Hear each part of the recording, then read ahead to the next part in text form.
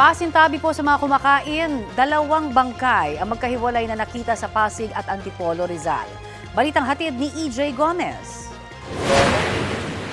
Sa masukal na bakanteng loting ito sa Barangay Dalig, Antipolo City, natagpuan ang isang bangkay ng babae pasado tanghali nitong Sabado. Ang biktima naaagnas na ng matagpuan sa lugar. Isang nangangalakal ng basura daw ang unang nakakita ayon sa barangay. Kasi yung medyo tabi po noon, pinagtatapunan rin ng mga basura. Tabing highway kasi. Siguro pagdaan, napansin niya parang mabaho. Pagsilip sa bakod, yun nakita niya.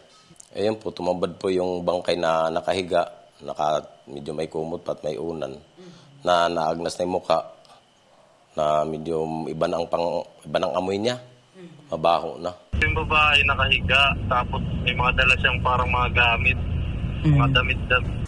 Pinagtulungang buhatin ang bangkay mula sa gitnang bahagi ng bakanteng lote palabas sa highway. Hindi pa tukoy ang pagkakakilanlan ng bangkay, pero ayon sa barangay, posibleng hindi residente ng Barangay Dalig ang biktima. Sa ngayon po ma'am, wala naman pong naghahanap pa na residente ng Barangay Dalig para kung may nawawalang kamag-anak, wala naman po. Napag-alam mo parang medyo pag-alagala lang yata yung tao na yun, yung babae. Patuloy ang investigasyon ng pulisya sa insidente. Sa ilog na ito sa Barangay Santolan sa Pasig City, isang bangkay ng lalaki ang nakitang palutang-lutang kahapon. Ang lalaki nakitaan ng dugo sa ilang parte ng katawan, bakas din ng dugo sa kanyang damit.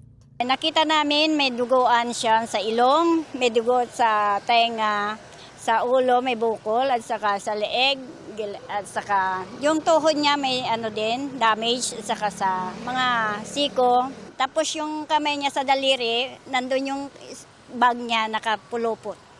Base sa investigasyon ng mga otoridad, posibleng ilang araw nang nasa ilog ang bangkay. Inaalam pa ang pagkakakilanlan ng lalaki na posibleng dayo raw. Sa ngayon ma'am dito sa Santolan, wala pa kaming alam na missing person. Kaya alam ko, galing sa ibang lugar po.